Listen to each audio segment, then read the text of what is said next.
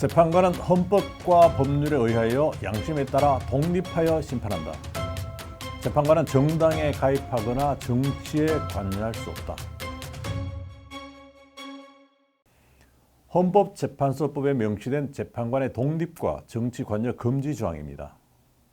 요약해보면 헌법재판관은 정치에 편향되지 않고 양심에 따라서 재판을 해야 한다는 이야기입니다. 헌법재판소는 말 그대로 국가의 최고법인 헌법을 해석하고 적용하는 기관입니다. 헌법의 가치를 지키고 민주주의와 법치주의를 실현하는 막중한 임무가 부여되어 있습니다. 법률 해석을 명확히 해서 사회적 갈등을 막는 역할도 해야 합니다. 민주주의의 최후 보루라고 할 수가 있습니다. 그런데 헌법재판소가 특정 정치 집단에 편향되어 있다는 비난을 사고 있어서 매우 우려스러운 상황입니다. 한 가지 사례를 들어보겠습니다. 지난 13일에 헌법재판소 대심판정에서 열렸던 윤석열 대통령 탄핵 심판 변론에서 윤 대통령이 증인인 조태영 국정원장에게 직접 질문하려고 했습니다. 그때 문영배 헌재소장 대행이 질문을 가로막았습니다. 직접 질문하지 말고 변호사에게 질문을 적어주라고 했습니다. 직접 묻지 말고 간접적으로 질문하라고 한 겁니다. 변호인이 법적 근거가 무엇이냐고 따지자 소송 지휘권 행사라고 했습니다.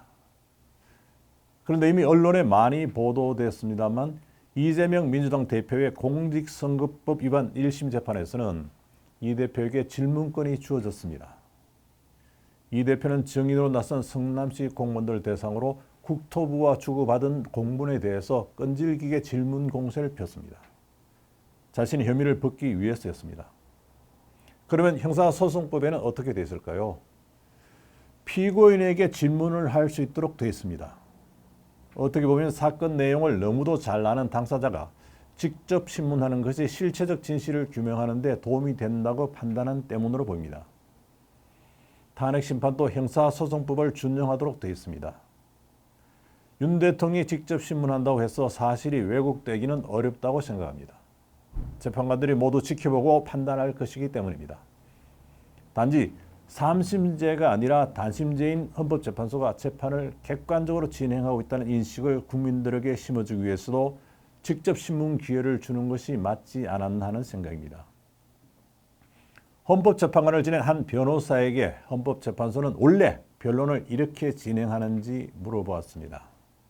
답은 법조 인생 45년 만에 자신도 처음 보았다는 겁니다.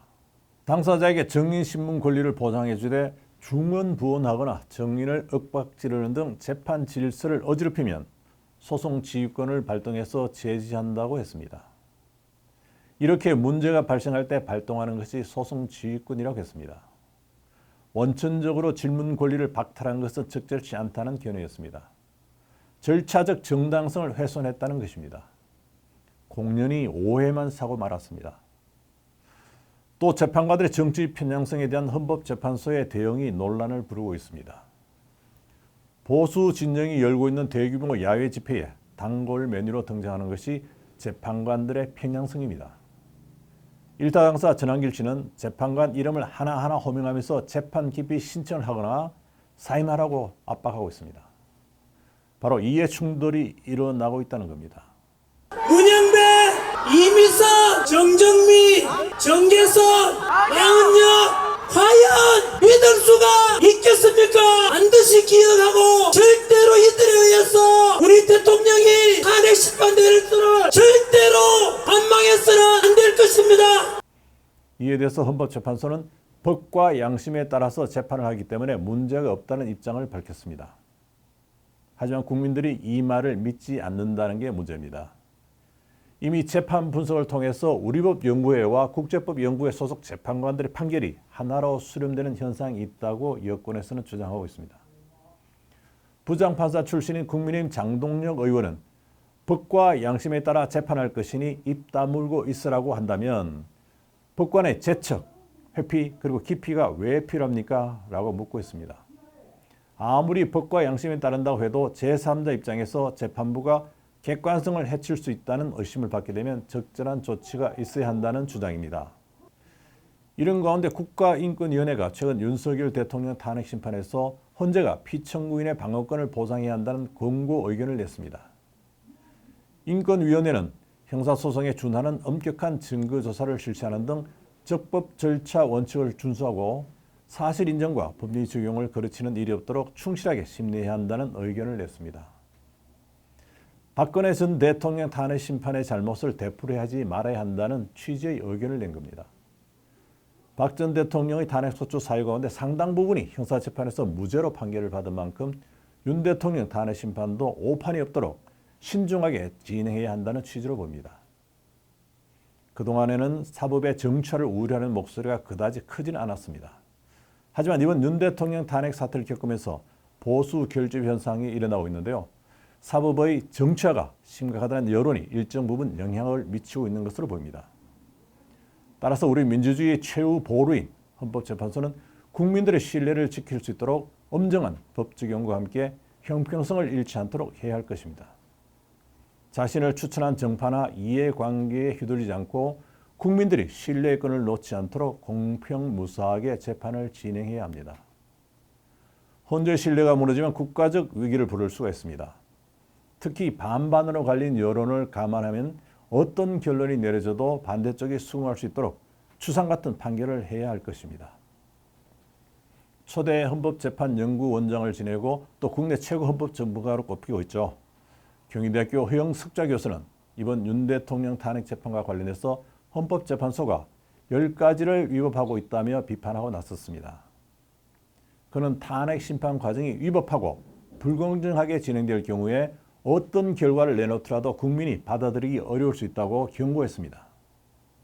그는 헌재의 위법하고 불공정한 탄핵 심판 때문에 국론이 더 분절되고 심할 경우 내란을 조장하는 결과를 가져올 수 있다면서 섬뜩한 경고까지 했습니다.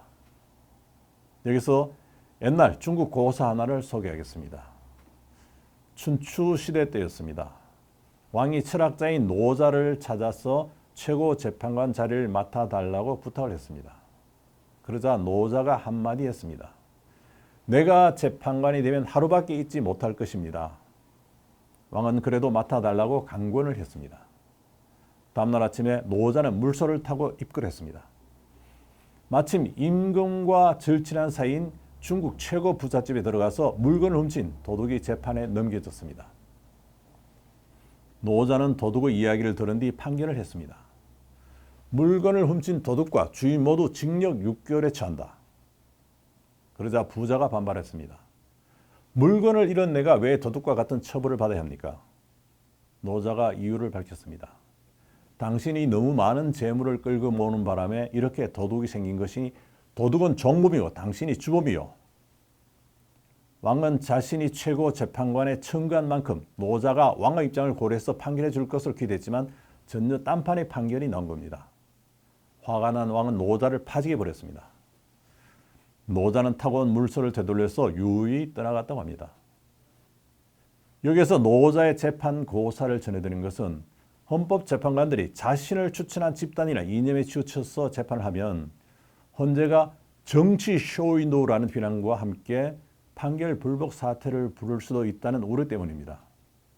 헌법재판소가 오로지 헌법과 법률에 따라서 재판을 하고 국민들의 신뢰를 확보하는 것이 흔들리는 나라를 조속히 안정시키는 지름길입니다.